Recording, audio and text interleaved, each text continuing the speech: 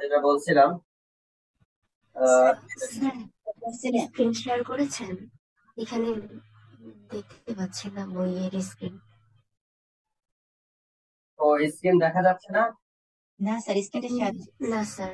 ওর sorry sorry sorry. আচ্ছা, এবার দেখা যাচ্ছে তো। জি স্যার। ওকে। জি তো স্যার, এখন দেখা যাচ্ছে। ফাইন। তো যেটা বলছিলাম সেটি হলো এই তোমার ইউজার ডেটাগ্রাম প্রোটোকল সেটি হলো একটা বেয়ার বোন protocol, and it does not have many things that TCP has, like reliability control, then in order data delivery control, congestion control, even flow control, nothing. It does have nothing. And also it does not create any connection in between source and destination.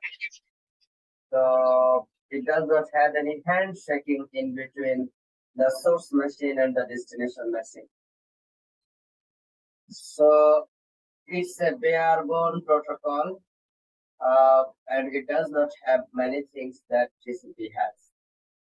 প্রশ্ন আসতে পারে যে এতগুলি important functionality যে প্রোটোকলের মধ্যে নাই, সেই প্রোটোকল কেন আমরা ইন্টারনেটে ব্যবহার করি? সেই প্রোটোকল কেন আমরা ইন্টারনেটে ব্যবহার করার কিছু যৌক্তিক কারণ আছে, সেটা খুব গুরুত্বপূর্ণ। It's a very good interview question as well. খেয়াল করে দেখো, যখন তুমি কোনো কানেকশন তৈরি করতে যাবা তখন তোমার এডিশনাল কারেকশন এস্টাবলিশমেন্টের একটা ওভারহেড আছে।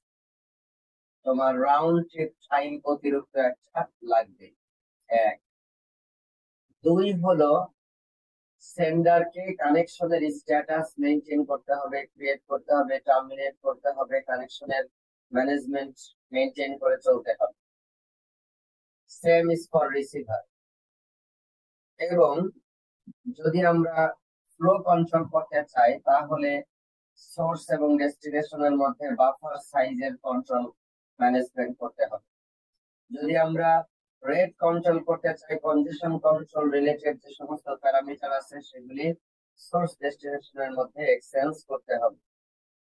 যদি আমরা রিলায়েবিলিটি করতে চাই, সবগুলি প্যাকেটের সিকোয়েন্সিং নাম্বার এবং এক নাম্বার মেনটেন করতে হবে।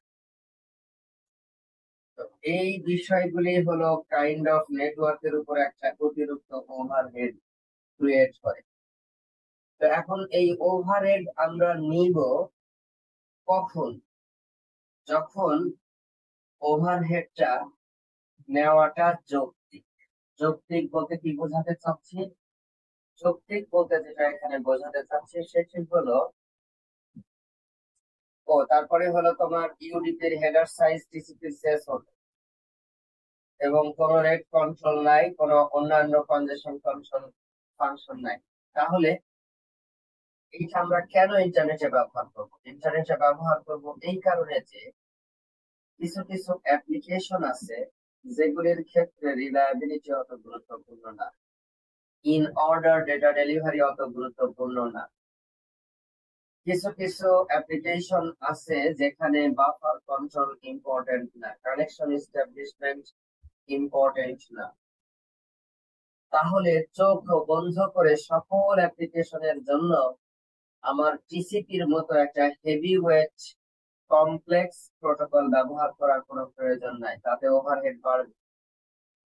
এজন্য যে সমস্ত অ্যাপ্লিকেশন একটা certain level of loss tolerate করতে পারে, একটা সার্টেন লেভেলে অর্ডার এদিক সেদিক হলেও তেমন কোনো সমস্যা নেই, এবং কানেকশন এস্টাবলিশমেন্টেরও এরকম খুব গুরুত্বপূর্ণ মাস্ট এরকম প্রয়োজন নেই, সেই সমস্ত অ্যাপ্লিকেশনের ক্ষেত্রে ইউডিপি ব্যবহার করা যেতে পারে। যেমন ধরো ডিএনএস তোমরা পড়েছো, ডোমেন নেম সিস্টেম অ্যাপ্লিকেশন লেয়ারে ডিএনএস করে এসেছে। Streaming multimedia, multimedia data streaming করতেছ, ইউটিউবের স্ট্রিমিং করতেছ, প্রতি সেকেন্ডে তুমি 24 স্ন্যাপস পাঠাচ্ছ বা তার চেয়েও বেশি পাঠাচ্ছ। তো এই ধরনের যদি স্ট্রিমিং ইনফরমেশন একটা দুইটা স্ন্যাপ যদি লস হয়, সাম 1 2 3 4% লস হয়, তাহলে ভিডিওর যে মিনিং সেটা ওইভাবে আসলে পরিবর্তন হবে না। এবং আহ, যদি ভালো আমরা ইন্টারনেট মিডিয়া কেবল ব্যবহার করতে পারি এবং ভালো ব্যান্ডউইথ যদি আমরা প্রোভাইড করতে পারি, তাহলে লস আসলে এমনিতেই খুব বেশি যে লস হয় তা না। মানে best report service of network layer can be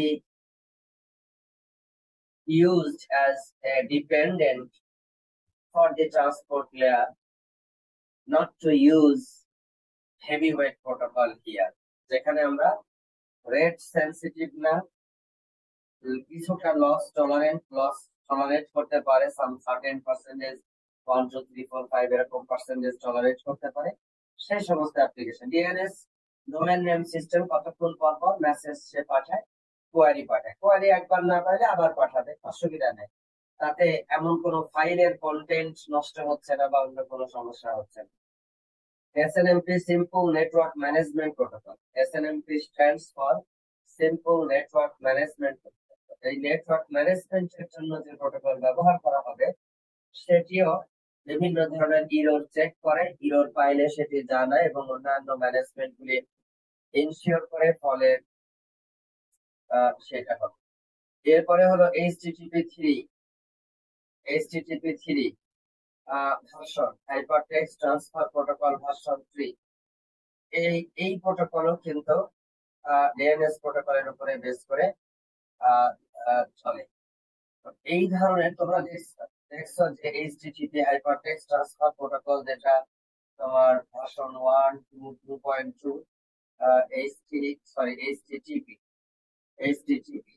তো এগুলি হলো সব টিসিপির উপরে চলে, বাট HTTP3 কিন্তু ডিএনএস এর উপরে চালানো হয়। কারণ এইখানে যে কাজটা করা হয়েছে সেটা হলো রিলায়েবিলিটির বিষয়টা অ্যাপ্লিকেশন লেয়ারে ইমপ্লিমেন্ট করা হয়েছে, কনজেশন কন্ট্রোলের বিষয়টা অ্যাপ্লিকেশন লেয়ারে ইমপ্লিমেন্ট করা হয়েছে। And it's a very recent inclusion of the strategies that are being used at the internet. So I believe but you will go through these strategies and understand the principles of user datagram protocol. User datagram protocol UDP এর প্রথম request for comment যেটা, সেটা 768। এটা প্রথম প্রকাশিত হয় 1980 সালে।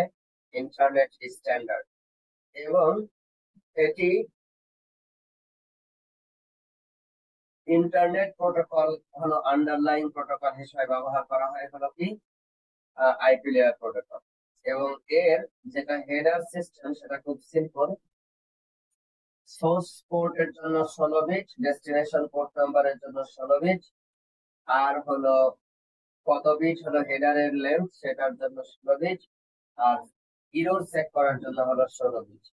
এই হলো মোট 32 32 64 bit, that means 8 byte header ব্যবহার করা হয়। এবং এইটা হলো তোমার ডেটা অক্টেট, মানে অক্টেট মানে হলো 8 বিট করে করে ডেটা ওখানে রাখা হয়, যেটাকে আমরা এটাকে আমরা বলে থাকবো পেলোড। পেলোড শব্দটা উচ্চারণ করলেই বুঝবা যে অরিজিনাল ডেটা যেটা আমি পাঠাইতে চাচ্ছি সোর্স থেকে ডেস্টিনেশনে, সেটা হলো পেলোড। এছাড়া উপরে যেগুলি আমরা বলছি এগুলি হেডারের কন্টেন্ট, ডেস্টিনেশনের পোর্ট নাম্বার, সোর্সের পোর্ট নাম্বার, লেন্থ, এবং লেন্থ বলতে এই হেডারের লেন্থ, এরপরে হলো এবং পেলোডের লেন্থ মিলে হলো কত সেটা, এবং সেক্স কত সেটা এখানে ব্যবহার করা হয়েছে। এবং এই লেন্থ হলো in bytes of UDP segment including header সহ এই টোটাল যেটা লেন্থ সেটা হলো তোমার এইখানে আসবে, টোটাল লেন্থ এই পুরাটুকু এখানে আসবে। তো এই লেন্থটাকে বলবো আমরা 16 বিট দিয়ে আমরা রিপ্রেজেন্ট। তো application data that is going to this side. তো এইটা হলো তোমার ইউডিপির যে মেথোডোলজি। প্রশ্ন হলো এই চেকসামটা আমরা কিভাবে তৈরি করব? তোমরা নিশ্চয়ই binary addition, one's complement, two's complement বের করা শিখেছো। এটা খুব সহজ। সেটা হলো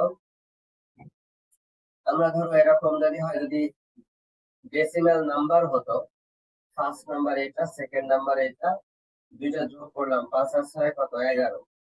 এখন রিসিভ ট্রান্সমিটারের সময় এটা পাঠালাম, রিসিভে গিয়ে 5 হয়ে গেছে ধরো 4, 6 6ই আসছে, তাহলে 4 আর 6 কত, 10, 4 আর 6 10, এটা কি 11, এটা কি মিললো? মিললো না।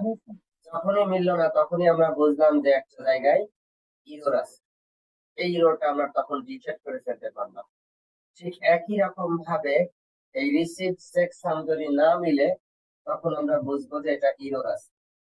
আমরা এখন যে কাজটা করব সেটা হলো এই সিমিলার একটা পদ্ধতি ব্যবহার করব হলো ইন্টারনেট সেকশন তৈরি করার জন্য।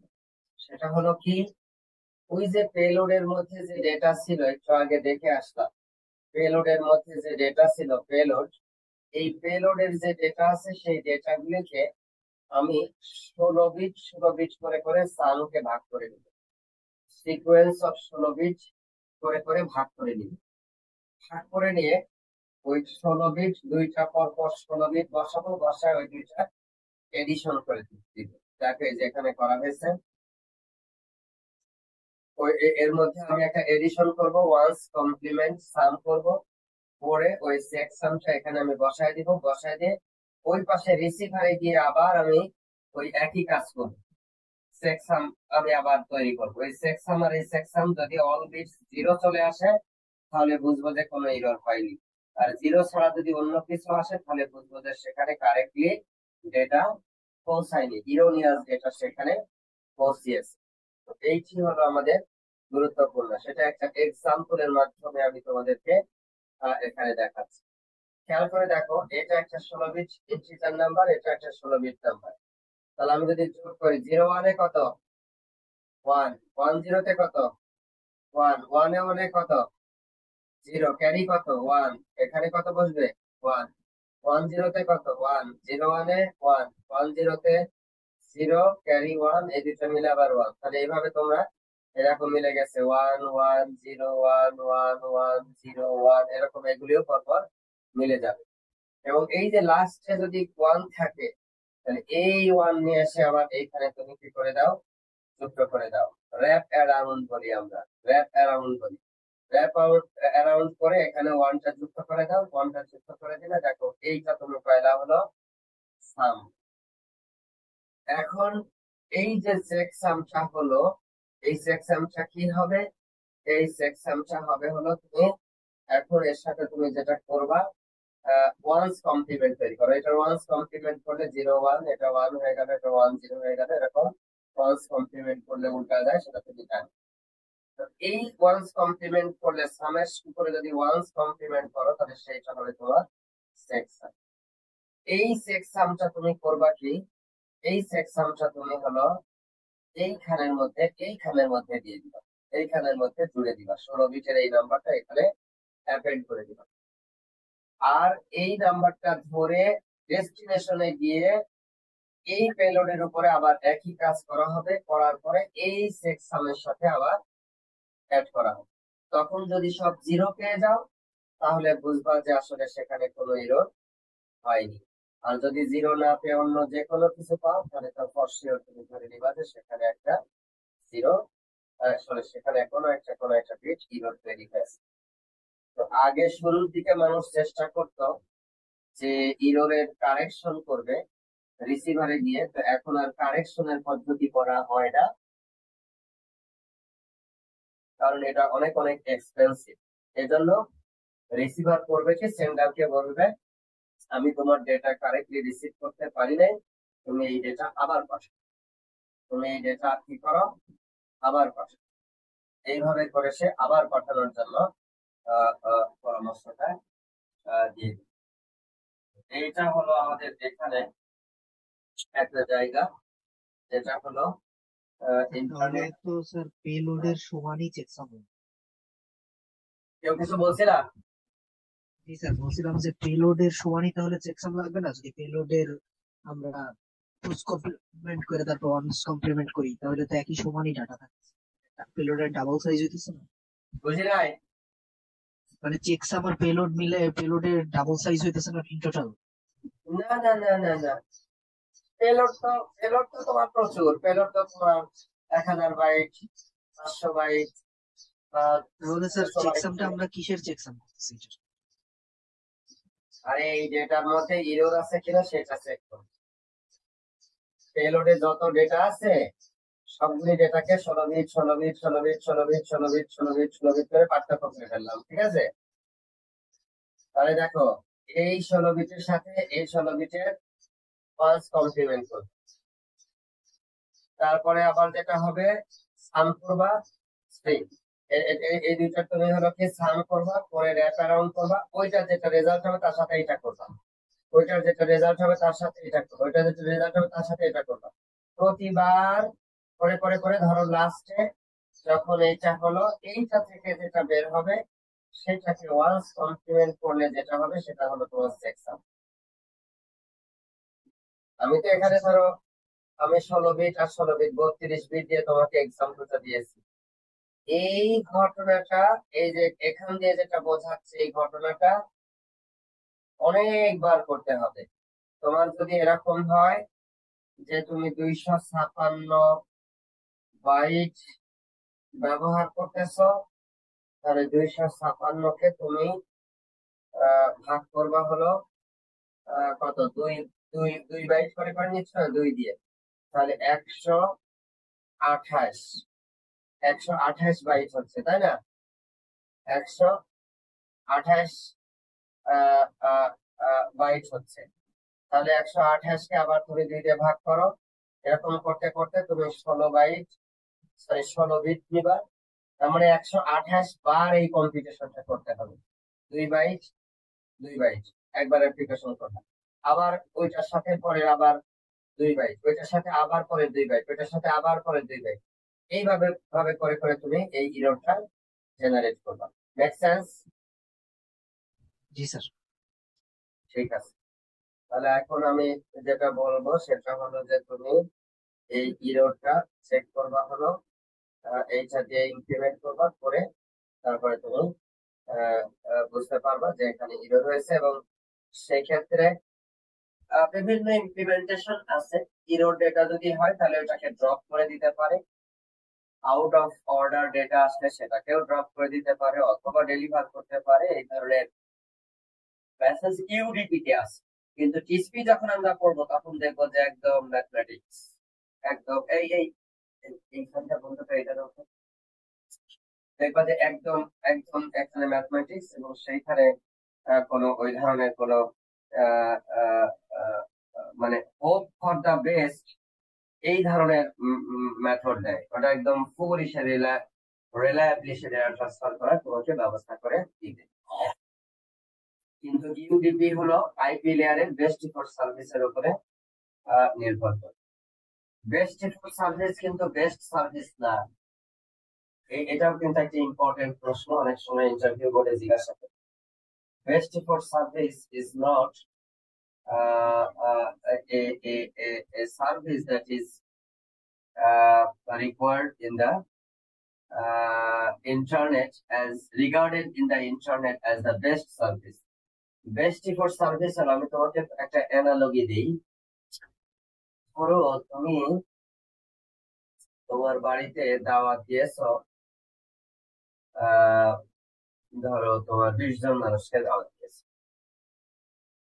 এখন 20 জন মানুষকে দাওয়াত দিয়েছো, তুমি যে সমস্ত খানার আয়োজন করেছো, মাছ মাংস পোলাও বিরিয়ানি ড্রিঙ্কস দই ইত্যাদি আয়োজন করেছো, এইগুলি আনুমানিক 20 জন, তার সাথে তোমার ফ্যামিলি মেম্বার 2-3 জন, কর্মচারী মিলে মোট ধরো 25 জন মিলে তুমি একটা আয়োজন করছো।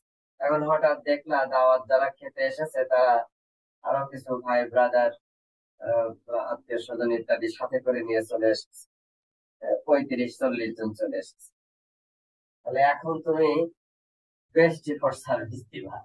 বেস্ট প্রিফার সার্ভিস দেওয়া হলো তোমার এই যা আছে অ্যাভেলেবল, এইটা দিয়ে তুমি এইটা দিয়ে তুমি সর্বোচ্চটা করার চেষ্টা করবে, যে কিভাবে সবাই মিলে ভাগ করে খাওয়া যায়।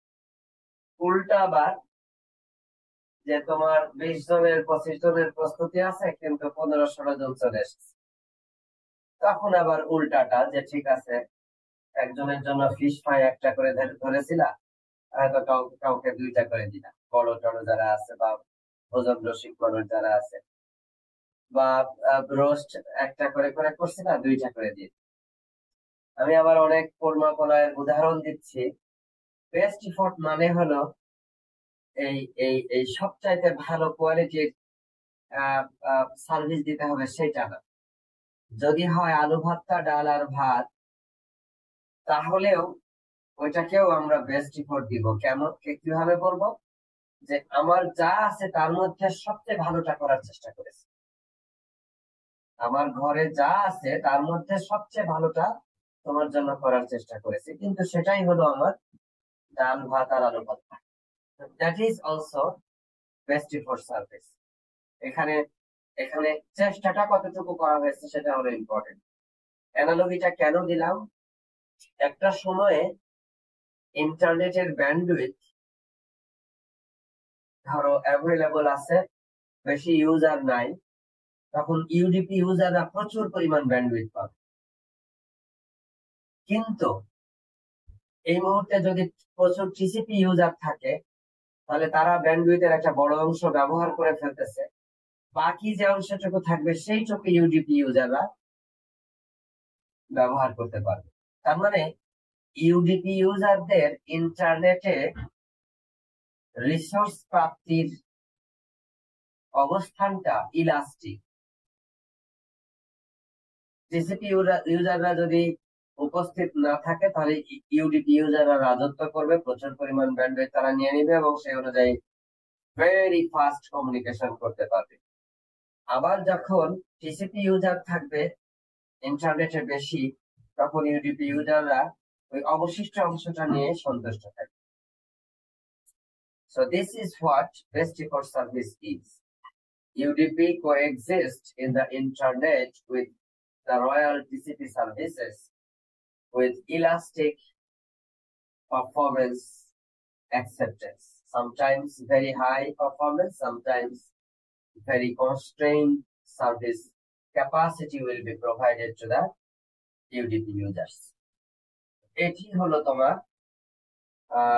ইউডিপি ব্যবহার করার সুবিধা। যদি কেউ জিজ্ঞাসা করে ইউডিপির সুবিধা কি, ইউডিপির সুবিধা হলো এর কোনো সেট আপ নাই, হ্যান্ডশেকিং নাই, এডিশনাল আরটিটির প্রয়োজন হয় না, এবং এখানে কোনো নেটওয়ার্ক সার্ভিস ফাংশন কম্প্রোমাইজ করা হচ্ছে না, ইলাস্টিক্যালি ব্যবহার করা হচ্ছে, এবং ফ্লেক্সাম ব্যবহার করা হয় দেখে কিছুটা রিলায়েবিলিটি সে দেয়। বাট ইন সাম সেন্স এই সমস্ত কমপ্লেক্স যে সমস্ত ম্যানেজমেন্ট আছে সেইগুলি ইউডিপিতে না থাকার কারণে যে সমস্ত অ্যাপ্লিকেশন একটা certain percentage of loss allow করতে পারে, তাদের ক্ষেত্রে আমরা টিসিপির মতো হেভি ওয়েট প্রোটোকল ব্যবহার না করে ইউডিপির মতো একটা লাইট ওয়েট স্মার্ট প্রোটোকল ব্যবহার করতে পারি on top of IP layer, network layer protocol, IP internet protocol, so that data can be provided over there. So this is what the UDP protocol is. এখন আমরা পড়বো হলো TCP. তো TCP পড়তে যাওয়ার আগে আমাদের একটা লম্বা জার্নি আছে, খুব মনোযোগ সহকারে তোমরা পড়বা, খেয়াল করবা ক্লাসে। আমি এখন যেটা আলোচনা শুরু করব সেটা একটা গল্প হলো সেন্স আজকের যে রিচ ইন্টারনেট সেটা কিন্তু একদিনে আবিষ্কার হয় নাই, এক ব্যক্তির হাত দিয়ে আবিষ্কার হয় নাই। সময়ে সময়ে বহু মানুষের গুরুত্বপূর্ণ কন্ট্রিবিউশনের কারণে আজকের ইন্টারনেট ধনী হয়েছে, ইন্টারনেট অনেক সফিস্টিকেটেড হয়েছে, মানুষ রিলায়েবলি ইন্টারনেট ব্যবহার করতে পারে। তো রিলায়েবল ইন্টারনেট অ্যাপ্লিকেশন ব্যবহারের পিছনের যে ইতিহাস, সেটি যদি আমরা একটা গল্পের আকারে জানতে পারি, শিখতে পারি, তাহলে আমাদের লার্নিং এর যে ফাউন্ডেশন সেটা অনেক শক্ত হবে। তো সেই ফাউন্ডেশনটা ডেভেলপ করার জন্য এখন আমি তোমাদের সামনে তুলে ধরবো রিলায়েবল সার্ভিস অ্যাবস্ট্রাকশন কিভাবে করা হয়েছে। করে দেখো, আমরা চাই সোর্স থেকে ডেটা পাঠাবো, ডেস্টিনেশনে যা পাঠিয়েছি হুবহু সেই ডেটাই রিসিভারে যাবে। কিন্তু আনফরচুনেটলি যে কমিউনিকেশন মিডিয়ার মাধ্যমে আমি ডেটাটা পাঠাচ্ছি সেই কমিউনিকেশন মিডিয়া রিলায়েবল না। যদি রিলায়েবল হতো তাহলে টিসিপির মতো প্রোটোকলের জন্ম হতো না। এই রিলায়েবল চ্যানেলটা রিলায়েবল না দেখে যত সমস্যা তৈরি হয়েছে। কেন রিলায়েবল না? এই দিক দিয়ে যখন ডেটা যায় তখন ডেটা হারিয়ে যায়। ডেটা পাঠালাম ট্রান্সপোর্ট লেয়ারে, সেন্ডার সাইড দিয়ে পাঠালাম, এইখান দিয়ে যখন ডেটা পাঠাচ্ছি ফিজিক্যাল লেয়ার দিয়ে, এই ডেটা আনরিলায়েবল। জিরোকে কিছু কিছু ক্ষেত্রে জিরোকে 1 করে দেয়, 1 কে 0 করে দেয়। তোমরা ট্রান্সমিশন মিডিয়া পড়ছো, ডেটা কমিউনিকেশন করছে, এবং সেখানে দেখেছো যে এত ভালো ইয়ে করা হচ্ছে, কেবল তৈরি করা হচ্ছে, optical fibre, shielded optical fibre তৈরি করা হচ্ছে, তারপরেও 10⁻⁻6 ইরর রেট কত? 10⁻⁻6। তার মানে প্রতি 1 মিলিয়ন বিটে একটা করে বিট ইরর হচ্ছে অন অ্যান এভারেজ। 0 1 হয়ে যাচ্ছে অথবা 1 0 হয়ে যাচ্ছে। আর যদি বলি ওয়্যারলেস, তাহলে তো মাশাআল্লাহ আরো ভার্নারেবল। প্রত্যেক 1000 বিটে অন অ্যান এভারেজ, কোনো কোনো সময় ঝড় বৃষ্টি হলে ওইটা প্রতি 100 বিটেও একটা বিট ইরর হতে পারে। প্রত্যেক 1000 বিটে একটা করে বিট ইরর হয়ে যাচ্ছে। থার্মাল নয়েজ, এরপরে মেকানিক্যাল নয়েজ, ইলেকট্রিক্যাল নয়েজ, এরপরে হলো বিভিন্ন ধরনের ম্যাগনেটিক, ইভেন সাউন্ড। আকাশ দিয়ে যদি এই হেলিকপ্টার, প্লেন ইত্যাদি খুব কাছ দিয়ে যাওয়া শুরু করে, আমি যদি এরকম মোবাইল টাওয়ারে কথা বলি, দেখবা যে ডিস্টার্ব হচ্ছে, সিগন্যাল প্রপাগেশনে ডিস্টার্ব হচ্ছে। ঝড় বৃষ্টির সময় দেখবা মোবাইল টাওয়ারের সাথে আমাদের মোবাইলের কানেকশন ডিস্টার্ব হচ্ছে। This is due to communication error. তো এই যে আনরিলায়েবল চ্যানেলের ভিতরে দিয়ে আমরা রিলায়েবল কমিউনিকেশন চাই, যার ভিতর দিয়ে ডেটা পাঠাচ্ছি সেইটা আনরিলায়েবল, কিন্তু আমরা চাই সোর্স থেকে আমাদের ইউজারদের চাওয়া সোর্স থেকে ডেস্টিনেশনে যে ডেটা পাঠাচ্ছি সেটা যেন রিলায়েবলি ট্রান্সফার হয়, যা পাঠাচ্ছি হুবহু তাই যেন পাই। তো এইটা হলো challenge, scientific challenge, engineering difficulties. তো সেইটা আমরা কিভাবে ইমপ্লিমেন্ট করব? সেইটা ইমপ্লিমেন্ট করার জন্য এই কাজটাকে সেন্ডার সাইডে কতগুলি লেয়ারে ভাগ করা হয়েছে। অ্যাপ্লিকেশন লেয়ার তার আলাদা কাজ করবে, ট্রান্সপোর্ট লেয়ার আলাদা কাজ করবে, নেটওয়ার্ক লেয়ার, এর নিচে 2 ডেটা লিঙ্ক লেয়ার আছে, ফিজিক্যাল লেয়ার আছে। আমরা এখন আমাদের আলোচনার বিষয়বস্তু হলো ট্রান্সপোর্ট লেয়ার নিয়ে। ট্রান্সপোর্ট লেয়ার যে কাজটা করবে সেটা হলো এন্ড টু এন্ড, এই সেন্ডার আর এই রিসিভার, মাঝখানে কোন রাউটার, কোন সুইচ, কোন গেটওয়ে, কোন আইএসপি, ওই ডেটা কিভাবে ট্রান্সফার হয়েছে, কি করছে না করছে, কিচ্ছু চিন্তা করবে না ট্রান্সপোর্ট লেয়ার। ট্রান্সপোর্ট লেয়ার শুধু চিন্তা করবে সেন্ডার যে মেশিন থেকে ডেটা পাঠানো হচ্ছে, ল্যাপটপ হোক আর ডেস্কটপ কম্পিউটার হোক, আর এইখানে রিসিভার যে সার্ভার হোক বা অন্য কোনো মেশিন হোক যার কাছে পাঠানো হচ্ছে, সেই দুইটা মেশিনের দুইটা প্রসেসের মধ্যে একটা কমিউনিকেশন হবে, লজিক্যাল কানেকশন তৈরি হবে, যেটা ট্রান্সপোর্ট লেয়ারে আমরা বলতেছি টিসিপি কানেকশন। এবং সেই কানেকশনের মাধ্যমে আমরা এই রিলায়েবল ট্রান্সফার প্রোটোকল সিস্টেম আমরা এস্টাবলিশ করব।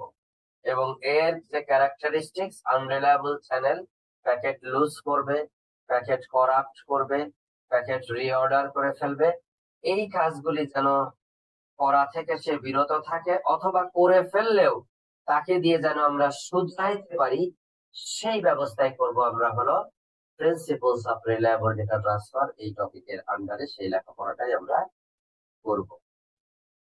তার মানে কি করতে হবে, সেন্ডার যখন ডেটা পাঠাবে, ডেটা পাঠায় ডেটা ফেলে দিবে না।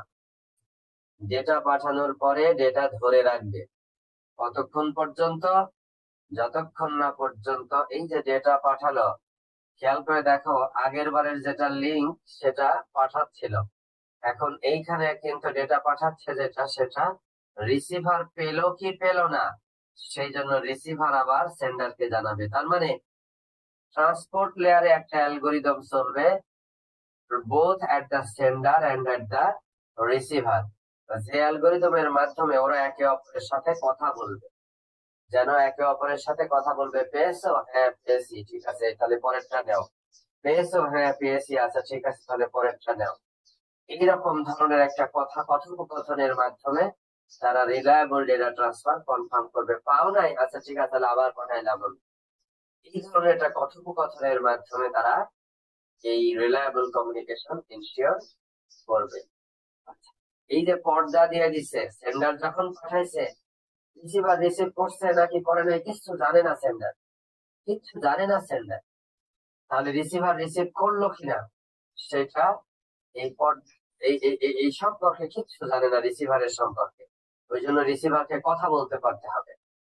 এইবার আসলো ফাংশন, কম্পিউটার সায়েন্সের ছাত্রছাত্রী আমরা। এই দেখো আরডিটি সেন্ড, সেন্ডার চাই, রিলায়েবল ডেটা ট্রান্সফার সেন্ডিং চাই।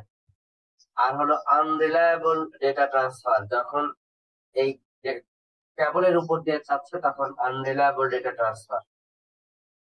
এখন আমি এখানে রিলায়েবল ডেটা ট্রান্সফার ইমপ্লিমেন্ট করতে হলে আমাকে প্রয়োজনীয় প্রোটোকলের স্টেপস গুলি বসাইতে হবে, সো দ্যাট আমি যেন রিলায়েবল ডেটা ট্রান্সফার সার্ভিসটা সেখান থেকে আমি পাই। ঠিক একইভাবে দেখো এইখানে আমার রিলায়েবলি রিসিভ করার জন্য যে সমস্ত মেথডোলজি আছে সেইগুলি আমাকে ইমপ্লিমেন্ট করতে হবে, সেটা যেন পাই। ডেটার সাথে আমি হেডার যুক্ত করে দিয়েছি, যে হেডার দিয়ে আমি বুঝতে পারবো পরপর ডেটাগুলি আমি সঠিকভাবে পাচ্ছি কিনা, কোনো একটা মিসিং আছে কিনা। হেডারের ভিতরে কিছু তথ্য থাকবে, সেই তথ্য দিয়ে আমি বুঝতে পারবো যে এটা আসলে পাওয়া সম্ভব হচ্ছে কিনা। তার মানে আরডিটি সেন্ড হলো অ্যাপ্লিকেশন লেয়ার থেকে আরডিটি সেন্ড কে কল করা হবে, কল করে বলা হবে আমার ডেটাটাকে পাঠাও। এখন এইখান থেকে ফাংশন ইমপ্লিমেন্ট করা হবে, শপিং করা হবে, বিভিন্ন সিকোয়েন্স নাম্বার ইত্যাদি যুক্ত করে হেডার তৈরি করা হবে, পরে ইউডিটি সেন্ড কে কল করা হবে যে আমার প্যাকেটটা তুমি এখন পরের মেশিনের কাছে পাঠিয়ে দাও। একইভাবে রিসিভার সাইডে ডেটা পাইলো, পাওয়ার পরে সে চেক করবে কারেক্টলি রিসিভ করেছে কিনা। যদি কারেক্টলি রিসিভ করে থাকে, ইন অর্ডার হয়ে থাকে, তাহলে সে অ্যাপ্লিকেশন লেয়ারের কাছে পাঠিয়ে দিবে। যদি না হয়ে থাকে তাহলে সে বলবে আমি আগে ডেটা পাইনি, তুমি আমাকে আবার ডেটা পাঠাও। তো এই ধরনের কমিউনিকেশন সেখানে হতে হবে। তো এটাকে আমরা বলছি হলো first step of reliable data transfer. এবং এই সকল কমিউনিকেশন ডেফিনেটলি বাই ডিরেকশনাল হতে হবে। একজন বলে দিবে আর একজন পাইলো কি পাইলো না খেয়াল করবে না, ওই রকম হবে না। পেয়েছি বলবে আবার পাঠাবে, পেয়েছি বলবে আবার নতুন ডেটা পাঠাবে। এই ধরনের বাই ডিরেকশনাল কমিউনিকেশনের মাধ্যমে নিশ্চিত করা হবে যে সেন্ডার থেকে পাঠানো সকল ডেটা রিসিভার পর পর পর পর পেয়ে যাচ্ছে। এই ধরনের ডেটা প্যাকেটের মধ্য দিয়ে পাঠাবো, so that receiver in sequence data say receive করতে পারে। RDT stands for reliable data transfer, এবং ইন বোথ ডিরেকশন কমিউনিকেশন হবে, সেন্ডার থেকেও রিসিভারে হবে, আবার রিসিভার থেকেও কমিউনিকেশন হবে। আমি যদি চিন্তা করি সেন্ডারের সাইড, দেখো সেন্ডার ডেটা পাঠাচ্ছে যখন, তখন স্টেট 1 এ আছে। একটা ডেটা পাঠানোর পরে সে কিন্তু ওয়েটিং মোডে আছে, ওইখান থেকে কখন একটা অ্যাকনলেজমেন্ট আসবে। অ্যাকনলেজমেন্ট আসলে পরে তখন সে বুঝবে যে না এটা এসেছে এবং এখন আমি নেক্সট ডেটার প্যাকেটটা পাঠাইতে পারি। তার মানে সেন্ডার সবসময় একই স্টেটে থাকবে না। সেন্ডার ইভেন্টের উপরে ভিত্তি করে অ্যাকশন নিবে এবং ওই অ্যাকশন হলো স্টেটের ট্রানজিশন হবে, এক স্টেট থেকে আরেক স্টেটে যাবে। এক স্টেট থেকে 2-3 রকমের অপশন থাকতে পারে, কোন স্টেটে যাবে ওইটা নির্ভর করবে ইভেন্ট কি ঘটেছে সেটার উপরে।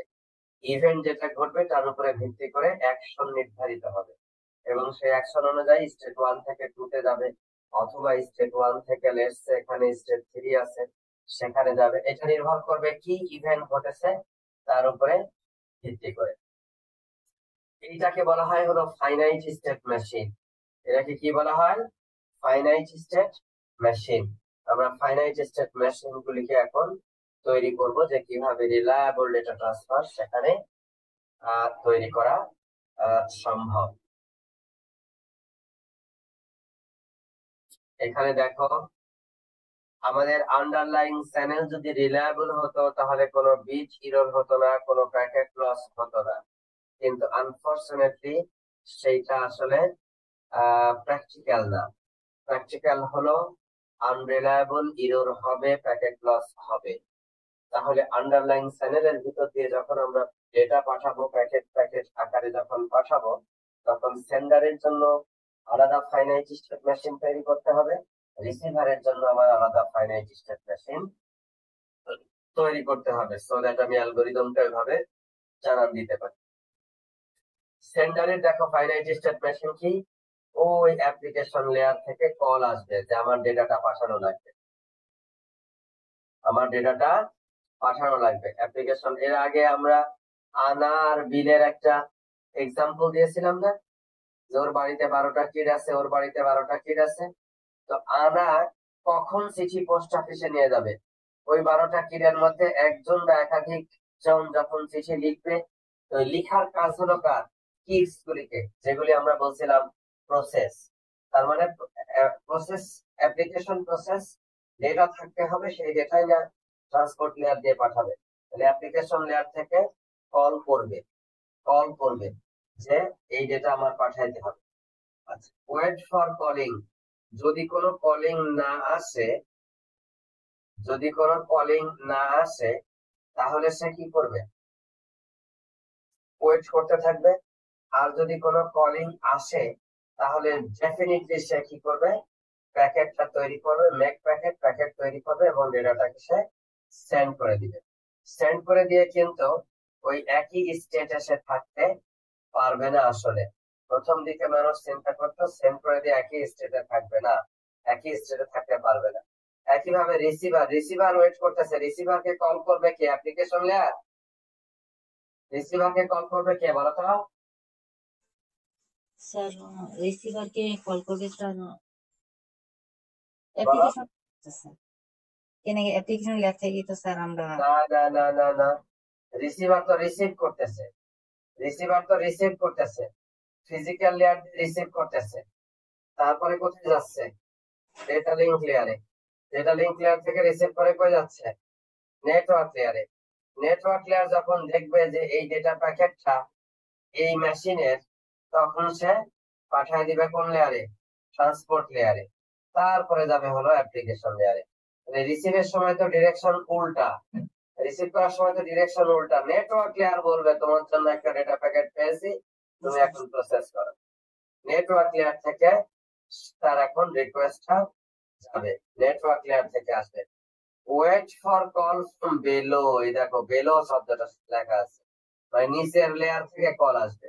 আর wait for call from above, মানে অ্যাপ্লিকেশন লেয়ার থেকে কল আসবে। এটা কিন্তু ফান্ডামেন্টালি ইম্পর্টেন্ট। তোমরা এই যে পরীক্ষা খারাপ করেছো, আমার ধারণা এর মূল কারণ হলো এই যে ক্লাসে তোমরা আমার সাথে কথাবার্তা বলো না। বুঝলা নাকি বুঝলা না, তোমাদের মানে কেমন যেন ভোঁতা হয়ে গেছে। তোমরা কি বলবা? তোমরা প্রশ্ন করবা, তোমরা জানতে চাইবা, তাহলে তো তোমাদের লার্নিংটা কম্প্রিহেন্সিভ হবে না, পূর্ণাঙ্গ হবে না। তোমরা যদি না জেনে জানার অভিনয় করো, তাহলে আসলে তোমার নিজেদের কপালে আসলে আমি দেখতে পাচ্ছি তোমার কপালের উপরে কুড়াল দিয়ে আঘাত করতেছে, তোমাদের কপালে আমি রক্তাক্ত কপাল দেখতে পাচ্ছি। এটি আসলে খুবই unfortunate. Please make choices, intelligent choices, so that we can discuss and make a very congenial, deep and comprehensive understanding of the material that we are discussing here in this computer networking class. So that is fundamentally important. এরপর দেখো, সে যখন receive করবে, কোনো error হবে না, কিচ্ছু হবে না। তাহলে প্যাকেট রিসিভ করে আবার পরের প্যাকেট হবে। তো রিলায়েবল যদি হইতো RDT 1.0, RDT কত 0.0? Reliable data transfer over a reliable channel, এটা হলো 1.0। তাহলে মানুষ মনে করতো যে ডেটা পাঠাবো সব ডেটাই চলে যাবে। তাহলে দেখো পৃথিবীটা খুব সহজ ছিল, সেখানে এত জটিল কোনো কিচ্ছু রাখতো না, সব সরাসরি ট্রান্সফার করে দেওয়া যেত। কিন্তু আনফরচুনেটলি সেটা না। But humans recover from errors during conversation. আমরা মাঝে মাঝে, এই যে একটু আগেই করছি, একজন প্রশ্ন করতে চাইলো, আমি জিজ্ঞাসা করলাম না তোমার প্রশ্ন বুঝি নাই, আবার বলো। তার মানে কি, তুমি ছিলা সেন্ডার, আমি ছিলাম রিসিভার। তুমি আমার সাথে কিছু কমিউনিকেট করার চেষ্টা করতেছিলা, কিন্তু তোমার সব কথা আমি ধরতে পারি নাই। কিছু একটা বলতেছো, প্রশ্ন করতে চাচ্ছ, এটা আমি ধরতে পেরেছি, কিন্তু তোমার পূর্ণাঙ্গ কথাটা আমি ধরতে, এই জন্য তোমাকে আমি উত্তর আবার বললাম, আবার প্রশ্নটা কর। তো ওই রকম নেটওয়ার্কের ক্ষেত্রেও RDT 2.0 বিট ইরর যখন হবে, তখন সেখান থেকে আমরা কিভাবে মুক্তি পেতে পারবো সেই রাস্তা বের করেছে হলো RDT 2.0। সেই রাস্তাটা আর কিছুই না, এইখানে হলো অ্যাকনলেজমেন্টের কনসেপ্ট নিয়ে এসেছে। কিসের কনসেপ্ট নিয়ে এসেছে? অ্যাকনলেজমেন্ট। সেন্ডার যখন ডেটা পাঠাবে, রিসিভার রিসিভ করার পরে বলবে যে হ্যাঁ আমি পেয়েছি, অ্যাকনলেজ যে আমি তোমার পাঠানো ডেটাটা পেয়েছি। এবং এই অ্যাকনলেজমেন্টের উপরে ভিত্তি করে সেন্ডার পরে ডেটা পাঠাবে, পরপর ডেটাগুলি রিসিভারের কাছে পৌঁছাবে। যদি না পায় তাহলে নেগেটিভ অ্যাকনলেজমেন্ট পাঠাবে। কি পাঠাবে? নেগেটিভ অ্যাকনলেজমেন্ট পাঠাবে। আমরা সংক্ষেপে এখন থেকে যদি বলি 1 পাঠাবে, তাহলে বুঝে নিবা অ্যাকনলেজমেন্টের কথা বলছি। যদি বলি ন্যাক পাঠাবে, তাহলে বুঝে নিবা নেগেটিভ অ্যাকনলেজমেন্টের কথা বলছি। একটা হলো 1 আর একটা হলো ন্যাক। না পাইলে বলবে যে আমি প্যাকেট পাই নাই, তোমার প্যাকেটে এরর আছে, ন্যাক পাঠিয়ে দিবে। আর কারেক্টলি পাইলে 1 পাঠাই দিবে। এবং সেই অনুযায়ী সেন্ডার তার যে বিহেভিয়ার সেটা সে করবে। আমি দেখো ছবি দেখা, আমি খুব ধীরে ধীরে এই জায়গাগুলি আলোচনা করছি, তোমরা যেন পরিষ্কার ভাবে একটা গল্পের মতো মাথার মধ্যে নিয়ে এসে ফেলো। সেন্ডার যখনই পাবে ন্যাক, তখনই আগের প্যাকেটটা আবার রিট্রান্সমিট করবে। তার মানে কি, আগে যে প্যাকেটটা পাঠানো, ওই প্যাকেটটা পাঠানোর পরে সে কি করবে, ওই প্যাকেটের একটা কপি রেখে দিবে। কতক্ষণ পর্যন্ত? অ্যাকনলেজমেন্ট না আসা পর্যন্ত। অ্যাকনলেজমেন্ট যখন আসলো, তখন ওই প্যাকেটটা ড্রপ করে দিবে। আর এক প্যাকেটটা যদি না আসে, তখন আবার ওইটা পাঠাবে, আবার রিসেন্ড করবে। ওই প্যাকেটটা কি করবে? রিসেন্ড করবে। এই ধরনের প্রোটোকলকে বলা হয় stop and wait flow control protocol. Stop and wait flow control protocol. একটা প্যাকেট পাঠাবে, সেটার অ্যাকনলেজমেন্ট আসবে, তারপরে প্যাকেটটা পাঠাবে, আবার অ্যাকনলেজমেন্ট আসবে, তারপরে প্যাকেটটা পাঠাবে। এটাকে বলা হয় হলো স্টপ অ্যান্ড ওয়েট প্রোটোকল। তো এইটা আমরা RDT 2.0টা আজকে একটু ভালোভাবে দেখবো। এবং সেখানে দেখো RDT 2.0 মধ্যে প্রথমে সে ডেটা আসলো উপর থেকে, আসলে পরে সে প্যাকেটটা তৈরি করলো। এখন দেখো এই প্যাকেট তৈরির ওখানে চেকসাম যুক্ত করা হয়েছে। আগের এক্সাম্পলে চেকসাম ছিল না, চেকসাম যুক্ত করা হয়েছে কেন? এখন ধরে নেওয়া হয়েছে ইরর হতে পারে। এখন এরপরে হলো ইউডিটি সেন্ডের মাধ্যমে ডেটাটা পাঠিয়ে দেওয়া হচ্ছে। ডেটা পাঠিয়ে দেওয়ার সাথে সাথে সে এখন ওয়েট করতে থাকবে কিসের জন্য? অ্যাকনলেজমেন্ট অথবা নেগেটিভ অ্যাকনলেজমেন্ট, ন্যাকের জন্য, 1 অথবা ন্যাকের জন্য। এটা কার বিহেভিয়ার? সেন্ডারের বিহেভিয়ার। এরপরে যদি সে অ্যাকনলেজমেন্ট পায় এবং প্যাকেট যেটা রিসিভ করেছে সেটা কারেক্টলি রিসিভ করে, তাহলে সে ওই স্টেট থেকে আগের স্টেটে আবার চলে আসবে এবং ওইটাকে ডিলিট করে দিবে, আগের প্যাকেটটাকে ডিলিট করে দিবে। আর যদি না পায়, ভুল প্যাকেট যদি পায়, তাহলে সে কি করবে, ওই প্যাকেটটা আবার রিসেন্ড করবে এবং আবারও 1 অথবা 1 এর জন্য অপেক্ষা করবে। খেয়াল করে দেখেছো, যদি সে ন্যাক পায় তাহলে সে কি করবে, ন্যাক পাইলে সে ওই প্যাকেটটা আবার রিসেন্ড করবে। প্যাকেট তো তৈরি করাই আছে, নতুন করে আর তৈরি করবে না, তৈরি করাই আছে, এটা আবার রিসেন্ড করবে, আবার 1 অথবা 1 এর জন্য অপেক্ষা করবে। আচ্ছা, রিসিভারের বিহেভিয়ার কি হবে বলতো, একটা ধারণা করো তো, রিসিভারের বিহেভিয়ার কি হবে? রিসিভার নেটওয়ার্ক লেয়ার থেকে কোনো প্যাকেট আসলে প্রথমেই সে চেক করবে ইরর আছে কিনা, তাই না? জি স্যার। যদি ইরর থাকে তাহলে নেগেটিভ অ্যাকনলেজমেন্ট পাঠিয়ে দিবে, আর যদি ইরর না থাকে তাহলে অ্যাকনলেজমেন্ট পাঠাবে এবং ওই প্যাকেটটা অ্যাপ্লিকেশন লেয়ারের কাছে ডেলিভারি দিয়ে দিবে। ঠিক আছে? জি স্যার। এই দেখো কিভাবে হলো। এই যে যদি করাপ্ট প্যাকেট যদি হয় তাহলে কি পাঠাবে, ন্যাক পাঠিয়ে দিচ্ছে। করাপ্ট প্যাকেট হলে কি পাঠাবে, ন্যাক ন্যাক পাঠাই। পাঠিয়ে দিবে। আর যদি করাপ্টেড না হয় তাহলে সে প্যাকেটের ডেটাটাকে এক্সট্রাক্ট করে ডেটাটা সে ডেলিভারি দিয়ে দিবে কার কাছে, অ্যাপ্লিকেশন লেয়ারের কাছে।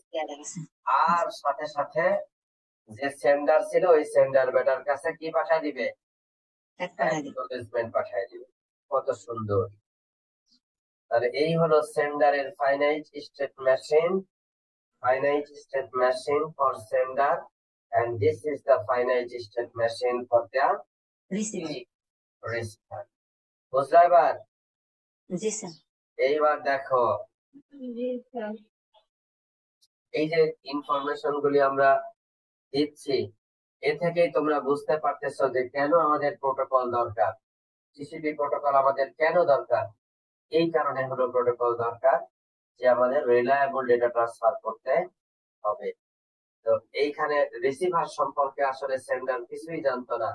এই না জানার কারণে সেন্ডারকে রিসিভারের সাথে কমিউনিকেট করতে হবে, এবং কমিউনিকেট করার রাস্তা হলো অ্যাকনলেজমেন্ট মেসেজ এবং নেগেটিভ অ্যাকনলেজমেন্ট মেসেজ, যার মাধ্যমে সেন্ডার রিসিভারের তথ্য সমূহ সহ এগুলি সম্পর্কে জানতে পারবে।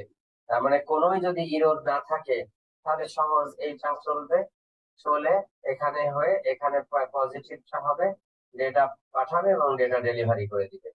কিন্তু উল্টা ঘটনা যদি হয়, করাপ্টেড প্যাকেট যদি হয়, ডেটা পাঠাবে, ওই ডেটা পাঠাইলো, এখানে রিসিভ হইলো, রিসিভ হওয়ার পরে ওই উপরেরটা করাপ্টেড ডেটা পাওয়া গেছে, তাহলে তখন কি হবে, নেগেটিভ অ্যাকনলেজমেন্ট পাঠিয়ে দিবে। নেগেটিভ অ্যাকনলেজমেন্ট যখন পাঠিয়ে দিবে তখন আবার সে কি করবে, রিসেন্ড করবে। দেখছো বুদ্ধি? জি স্যার। রিসেন্ড করবে এবং এই রিসেন্ড করলে তখন কারেক্টলি চলে গেল। এইভাবে করে সেন্ডার এবং রিসিভার কাজ করবে। আমরা 46 নম্বর স্লাইড পর্যন্ত এসেছি। আজকে এ পর্যন্তই। তোমাদের কাছে বিনীত অনুরোধ থাকবে, তোমরা এই RDT 2.0, 2.1, 2.2 এবং 3.0 এগুলি একটা রিডিং দিয়ে আসবা, সো দ্যাট আমি ক্লাসে যে বিষয়গুলি আলোচনা করি সেগুলি যেন দ্রুততার সাথে সেগুলি তোমরা ধরতে পারো এবং বুঝতে পারো।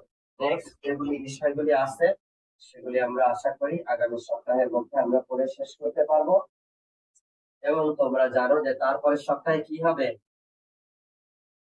হ্যাঁ, মিড পরীক্ষা হবে। জি স্যার।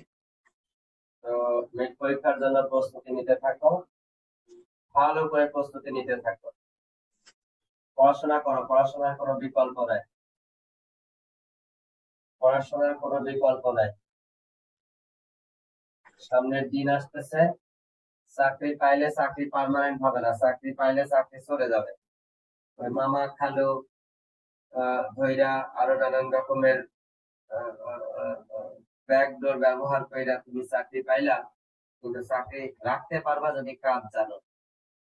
বুঝছো? তাছাড়া কিন্তু চাকরি রাখতে পারবে না, সামনের দিন ওইরকম আসতেছে। মুখে যে যাই বলুক, এগুলি আসলে সঠিক না। তোমরা সকলে টেকনিক্যাল নলেজ এবং স্কিল এগুলি অর্জন করো, এবং সে অনুযায়ী নিজেদের দক্ষতার উপরে ভিত্তি করে তোমাদের কেরিয়ার গঠন করো। তো এখনই আমি তোমাদের অ্যাটেন্ডেন্স নিব। যদি কোনো প্রশ্ন থাকে সেটা করতে পারো। আমি আহ, আজকের এই ক্লাসের যে রেকর্ডিং সেটা এখানে আমি আপাতত বন্ধ করে দিচ্ছি।